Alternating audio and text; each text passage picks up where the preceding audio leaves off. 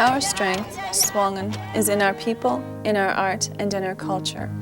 I'm Janine Blake, and in this program we'll be exploring the strength in the form of art and how we share our stories in stone. Our culture is who we are.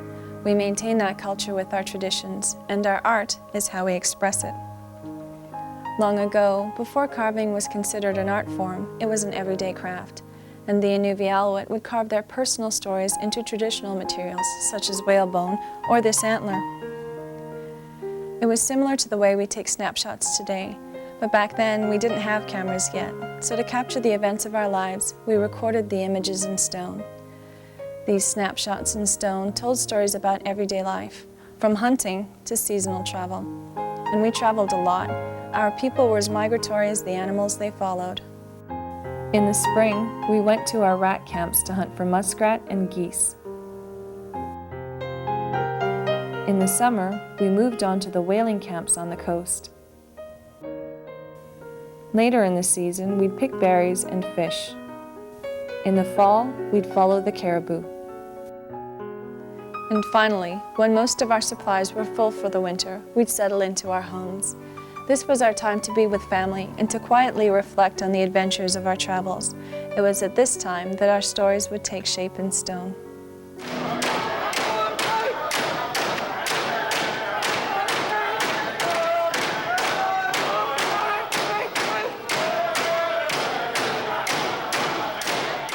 The song you just heard and the images you just saw are our traditional ways of sharing our stories through drum dancing. When the music fades and the dancers sit down, these remain. Even this dancer has his image recorded. This is Tuktoyaktuk, a place that continues to inspire artists to tell their stories. Nestled on the shores of the Beaufort Sea, Tuktoyaktuk is a small community of approximately 1,000 people. On an island not far from here is where Inuvialuit artist Eli Nasogaloak grew up. He and his family were inspired by their life on the land. Born and raised to parents Joe and Susie Nasogaloak. We grew up with a big family, 11 of us in the family, 7 brothers, 4 sisters. We grew up on a little island which was isolated, had no power, no electricity.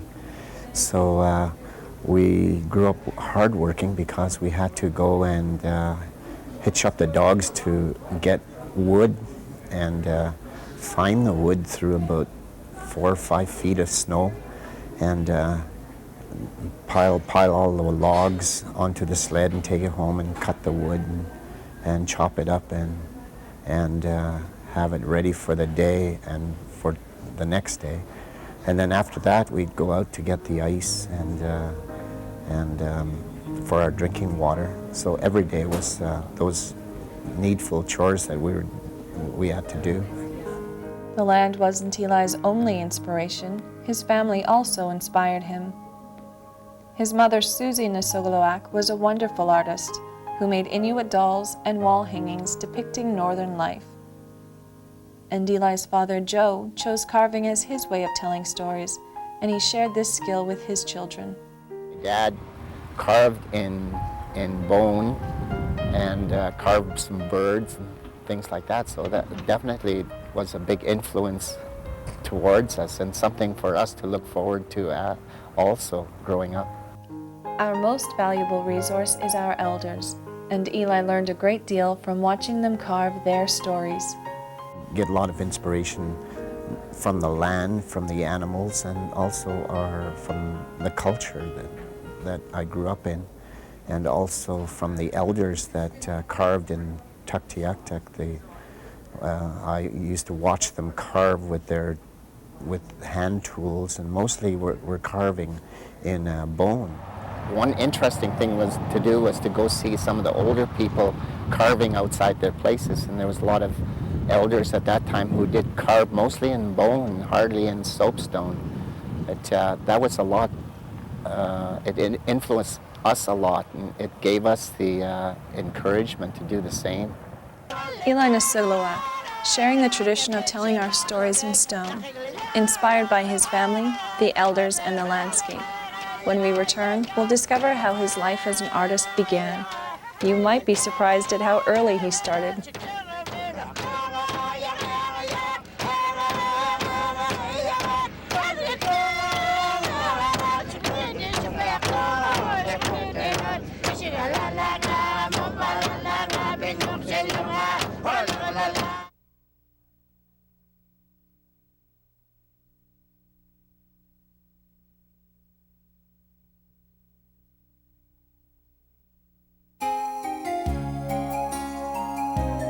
Welcome back to SUAANGAN and our profile of Eli Nasogaloak, an Inuvialuit artist who was inspired to become a carver. He was inspired by the beauty of the land, he was encouraged by his family, and he embraced the wisdom that the elders shared about their carving. All of this helped to shape him into the artist that he has become, and the artist within him began to emerge at a very early age. So that's when I was about 10 years old. That's when I first started carving in soapstone. I guess the government at that time shipped in some soapstone because they knew Tuk was kind of a very artistic community. So to take advantage of that, they brought in some soapstone, and I practiced and did some carvings at that time in soapstone. Eli wasn't the only sibling in his family who had a talent for art. He shared this fascination for carving and drawing with his brothers. At that time, Bill and I grew up close together. He's next younger to me. So we worked together a lot. We carved together and inspired each other, I suppose. And then Joe, he was a young boy, but grew up watching us do some of our artwork at that time, because most of the time we would be drawing from comic books or muscle magazines or anything we could get a hold of to do drawings, and that's where we developed some of our skill. And Joe took it on from there more seriously in his life. Eli and his brothers learned their craft as youths in Tuktoyaktuk. They would continue their artistic pursuits into their adult lives. They would become ambassadors for the Inuvialuit on a worldwide stage. In the year 2000, they took the art that they had learned in a small Arctic community and shared their stories in stone internationally. We attended the Canadian snow sculpting competitions in Ottawa for 2 years now. The team of Joe, Bill, and myself, we represented the NWT and for the Canadian Snow Sculpting Championship. And for the last 2 years, we placed second place next to Quebec. And last November and December, I took a trip with Bill to do a major ice and snow sculpting exhibit in Belgium, Bruges in Belgium, with many other international artists too. I guess we started in Inuvik like carving together. I haven't carved with them, you know, or worked with them since I was a kid. Then I ended up doing some work in Inuvik with them, carving, and then we decided to do some traveling. We went to Ottawa and did some work there, and it's really good to work with them because I guess they knew what, like, I guess we could relate to each other without having to talk very much. And I guess that's where it really works out, because we can just do something and we know what we want, and then it worked really good, and we worked fast, and then became, I guess they're like Eli and my brother Bill, they're very good artists. Like Eli's, you know, he emerged from, you know, just doing small work to really big work, and here he's getting to a stage where his work is really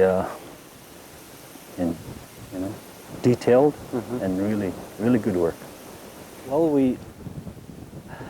we push each other. Like myself, I see my brothers work. I used to do work, and then maybe a few years I see them doing, you know, some part of my work, and then I guess I keep pushing and like pushing it to the limit, where as to not as really in competition, but so we could all grow and to get to a higher level on carving. Like my brother Eli, he's getting to, you know, be really good where it's getting to a point where when you look at his work, and I guess more or less he's kind of pushing us in a way and getting us going. The Great Northern Arts Festival is held annually in Inuvik. It's one of the largest summer events in the Northwest Territories. It brings artists and musicians from Northern Canada together to learn from each other and to showcase their work. The festival is unique in that visitors can watch artists crafting their pieces, and they can ask questions about the art and the culture. I think my first festival was 1996, and it's always enjoyable to come back to the festival. Coming from this region, I believe it's a time to visit other artists and work with them. Also, it's a time to visit family too. So I look forward to that every year. To celebrate their 10th anniversary, the coordinators of the Great Northern Arts Festival commissioned 5 artists to complete a commemorative sculpture. These 5 artists, each with different backgrounds, heritage, and styles, were presented with the challenge of celebrating their uniqueness by telling their collective stories in one stone, called Unity Within Diversity. There were 5 of us that worked on it. Bill, my brother Bill, Allison Simi, Paul Melicky, and Dolphus Kaju. We thought a group of artists from different cultures would be good to collaborate on one piece, which was kind of a challenging project because of our diversity, and trying to tie in that diversity was a challenge. So it took us probably about 3 days just to sit there and look at the stone also, and trying to come up with the images that we would want to carve. And the next thing was trying to fit those images that we want to carve into the shape of the stone, to work with the stone. And then from there is trying to tie in those 5 images or more images so that it doesn't look all separated and all over the place. So we tie it all in with the music flowing from the drum and the waves from the waters that the polar bears are splashing. It splashes and forms back into the music. And then the land from the top flows with the sun rays, and it ties all the images in together. It had changed along as we went, as we worked on it. I had no idea how it was going to look like in the beginning, and that was enjoyable to see the piece starting to take shape and form, and then to see it completed. Eli's talent was further recognized when his carving Loon Beak Dancer was chosen as the promotional image for the 2001 Great Northern Arts Festival. Well, we have not had a carving on a poster for a very long time, and this is a piece that Eli did at last year's festival, and I think that it really typifies the spirit of the festival, the dance, the celebration, the carving, the culture, and it's an absolutely beautiful piece. And we were fortunate enough to find someone, the person who bought it actually had it photographed for us, so it could really be properly photographed for the brochure. Also, it was interesting because you'll notice that it's on the front of our printed program as well, and on the back we have photographs of the carving being done last year. So that was another thing that we thought it would be a really interesting story to have the finished product, and yet also to see a little bit of the history. And we also wanted to have somebody from this region who's a carver, and we honor his work by putting his image on the poster. So we're very pleased that he agreed that it was a good idea this year. When we return, we'll see how Eli keeps the tradition alive. And for those of you who are interested in becoming carvers, Eli has some advice.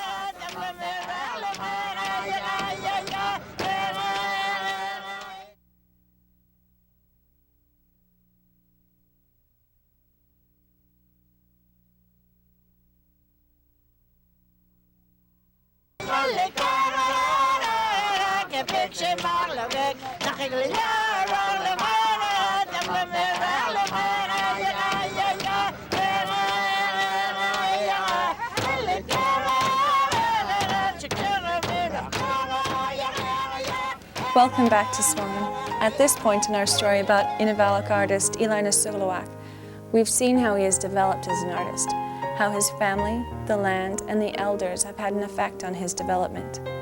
We've also seen how Eli has become a well-established artist. From elders to parents to Eli and his brothers, a traditional flow. But where does the tradition go from here? Eli has decided to carry on the tradition of stone carving by teaching the basics to a whole new generation of potential artists. First off, we make them understand what kind of stone that they're going to be carving, and get them to feel how to cut the stone, how it feels, how hard it is, so that they get familiar with that. And once they're familiar with that, we move on to trying to create something that out of their own imagination. So that is always the hardest part, is coming up with what you're going to carve. Others would like to carve a bear or some simple things like that, which try to keep the image simple, which they can start to finish. They can finish it in one project. So the next thing is how to cut the stone using chisels, so that they're not cutting their fingers, have to be safe with the tools and stuff like that.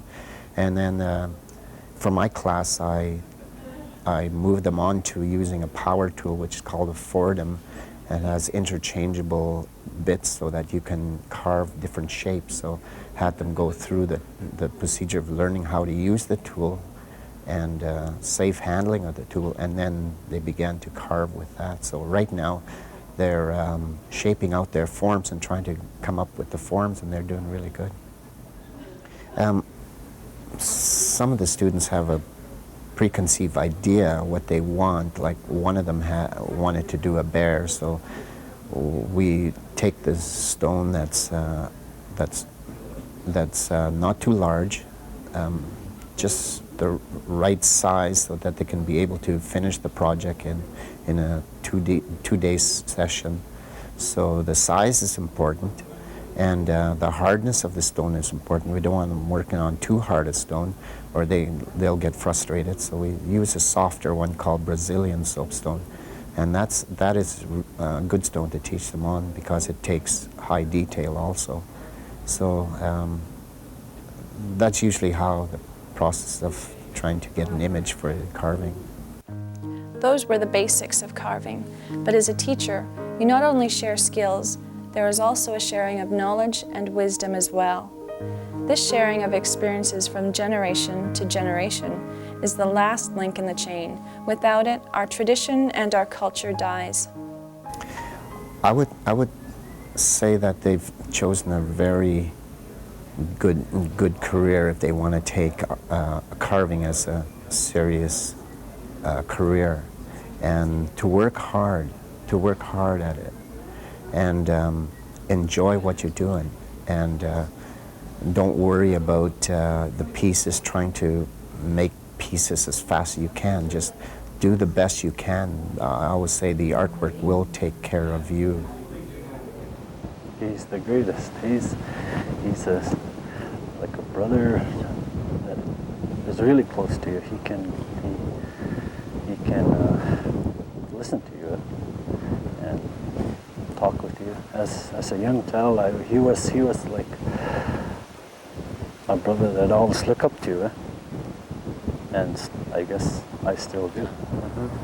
What I would say to the youth is value your history, value your culture, but most of all value who you are. And I would say if you take on art or sculpting or carving as a career, not to worry about sales or anything. Just do the best work you can, and I always say that the work will take care of you when you take it very deeply and seriously. This is Eli Nasogaloak, the artist. Coming away from the interview, I felt enriched by the experience.